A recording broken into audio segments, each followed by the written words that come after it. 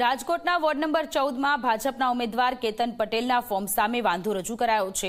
કેતન પટેલે અધૂરું સોગંદનામું રજૂ કર્યું હોવાનો આક્ષેપ લાગ્યો છે। શૈક્ષણિક લાયકાત, મિલકત વેરો સહિતના મુદ્દે વાંધો ઉઠાવ્યો। ફોર્મ રદ કરવા સુધીની માંગ કરાઈ છે। ચૂંટણી અધિકારીની કામગીરી સામે પણ સવાલો ઉઠાવ્યા છે।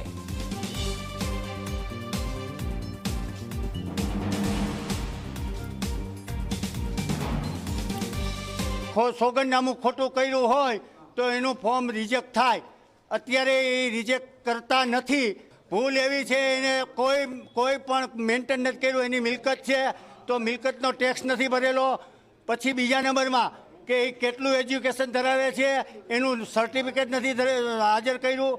એટલે ડોક્યુમેન્ટ કોઈ પૂરા નથી। અધિકારીનું કેવું એ છે અત્યારે અમે પેન્ડિંગ રાખી છીએ એટલે ઉપરથી એના આકાના ફોન આવે એટલે આ લોકો જબરજસ્તીથી સરકાર ઉપર દબાણ લઈ આવી અને ફોર્મ માન્ય કરવા નીકળ્યા છે।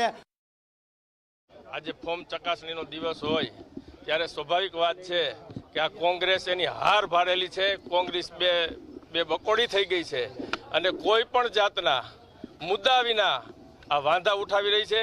કોંગ્રેસને મોટામાં મોટો ભય છે કે વોર્ડ નંબર 14 જીતે છે।